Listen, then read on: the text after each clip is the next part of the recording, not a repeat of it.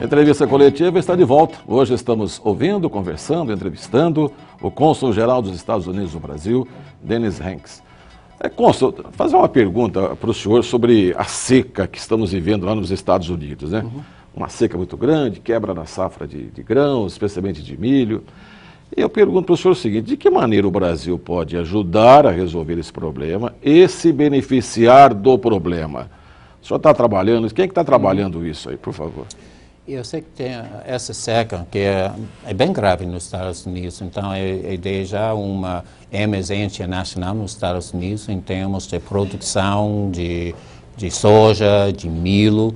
Então, dentro dos Estados Unidos, então nós temos uma produção suficiente, mas é mais nos mercados internacionais que tem uma falta agora em termos desses produtos. Então, isso é uma oportunidade boa para o Brasil, porque vocês têm uma produção extra que pode reagir a essa procura internacional. Então, mas isso é uma... O senhor falou que para o mercado interno, os Estados Unidos não tem nenhum problema de abastecimento. O problema é o que ele exportava de milho, por exemplo. Mais em termos dessa porcentagem extra que sempre foi exportado no passado. Então, o Brasil pode entrar. Isso é importante também para a economia global, porque tem essas fontes. Tem o Brasil, tem a Austrália, tem a Europa, tem os Estados Unidos. Então, com esse mercado global, é importante, quando tem um problema nos Estados Unidos, que tem outras fontes. Mas eu sei que mesmo, esse fato, por exemplo, eu sei que a maioria da nutrição para os animais brasileiros vem do milho americano. Sim. Então, eu sei que o preço de carne, o preço de frango vai aumentar mesmo no Brasil como nos Estados Unidos. Então, tem esses impactos que são a ligação do seca dos Estados Unidos pode ter um impacto econômico aqui no Brasil. Então, tem vantagens, tem desvantagens, mas em termos mesmo, eu sei que por certos produtos provavelmente vamos ter uma importação dos produtos brasileiros para os Estados Unidos. Mas em termos de sustentar a procura, necessidades básicas dos americanos, acho que o problema ainda não é aí. Entendi. Cônsul, bom, ótimo, essa é uma notícia nova, porque a notícia que a gente tinha aqui, que até os sorvetes que usam milho lá estavam sendo restringidos, isso é muito bom. Cônsul, eu tenho uma curiosidade, e eu gostaria, acho que o nosso telespectador também tem, é sobre o sistema de saúde nos Estados Unidos, saúde pública. Nós aqui temos o SUS, que pode, e não é uma maravilha, mas é universal, né? Atinge todo mundo. Nos Estados Unidos, a gente fica aqui à distância, imaginando o seguinte: Obama quis mexer um pouquinho, né?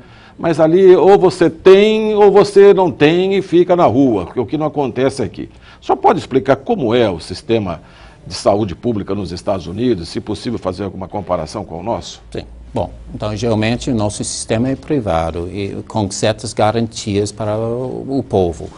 E o nível de tecnologia médica nos Estados Unidos ainda, acho que é o mais alto do mundo. Então, as pesquisas, os produtos que nós temos, então a liderança em termos de tecnologia médica fica ali nos Estados Unidos. Se for uma emergência de um líder internacional, geralmente eles vão lá para os Estados Unidos para tratamento. Então, a qualidade ainda é lá. Mas o rol do governo, então, mudou. Então, esse programa do presidente Obama era de garantir a entrada nesse sentido, que tem milhões e milhões de americanos que não têm segurança medical, plano de saúde dentro da empresa, e eles têm que evitar os problemas de saúde. Quando fica doente tem que pagar particular. Sim. Então, agora tem a regra que, todas as pessoas têm que ter esse plano medical. Então, isso é uma transferência um pouco da população toda, mas é importante no sentido que, se não tiver esse plano medical, então a gente vai para a sala de emergência, então é pago grátis. Então, isso também é um custo para o resto da população, mas com o plano de saúde, agora, as pessoas que não têm muita renda, eles têm a possibilidade de saúde preventativa, que é muito mais importante da saúde de emergência. Então, acho que isso foi no sentido que a gente vai pagar, então, nós contribuintes, nós vamos pagar num sentido ou no outro, mas é melhor de ter esse plano de saúde para que a gente pode evitar grave problema e ter uma saúde melhor, que é importante também para a economia, a educação das crianças. Mas ainda uns dos polêmicos entre os partidos, ainda tem muito a discutir, e não temos um plano nacional com outros países. Então, ainda, mesmo com esse plano do presidente Obama, é baseado num sistema privado. Então, é mais como ter uma garantia de um plano medical, mas não é serviços médicos dados pelo governo. Cônsul, os Estados Unidos têm realmente 36 mil condados e um condado equivale a uma cidade? E se sim, cada condado tem o seu prefeito, sua Câmara de Vereadores? Desculpe. O condado nos Estados Unidos equivale a uma cidade aqui no Brasil? Sim. É isso mesmo? É isso? Condado. O condado equivale a uma região cidade. política? Não, é a pequena cidade. Ok, bom. É um condado? Sim. Uma cidade, pequena cidade, ok. É uma pequena cidade? Okay, e tem seu prefeito e sua Câmara de Vereadores? Sim, nós temos esse sistema, então, bom, a gente fala agora das eleições de novembro, então, presidenciais, mas também por os governadores, para os prefeitos, para os conselhos municípios, mesmo em certos casos para o chefe da polícia, o juiz da cidade, são todos juntos. Elege o juiz e elege o xerife em certos também? casos, sim. Então, no nível municipal tem essa escola.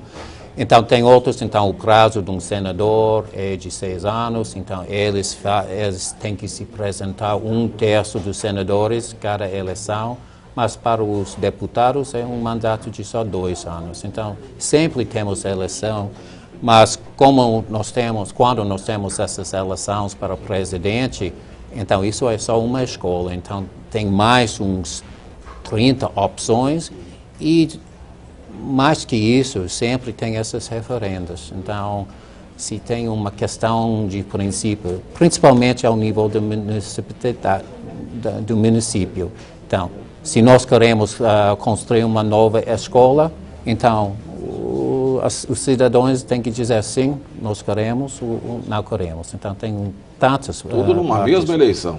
Tudo na mesma eleição. Vota-se para presidente e para a construção de uma escola. Sim.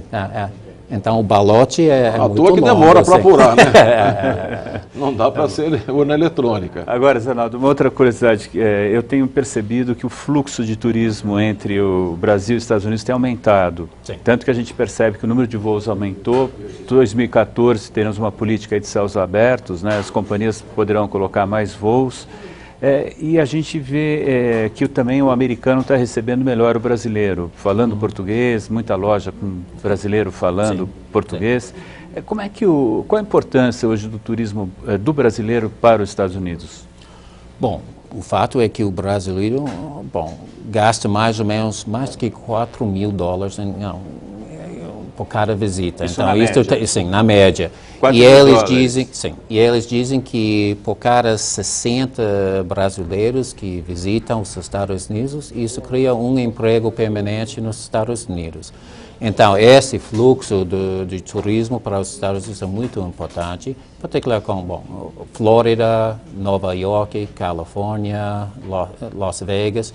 Gostaríamos que os brasileiros conhecem mais lugares dos Estados Unidos, mas é muito importante em termos dessas visitas e também por vocês. Então, tem muitos americanos que gostam de visitar o Brasil e com a chegada do Copa do Mundo, dos Jogos Olímpicos, vai aumentar ainda mais. É verdade. Para encerrar, porque nosso tempo acabou, o Brasil, o senhor entende que é bem divulgado lá nos Estados Unidos?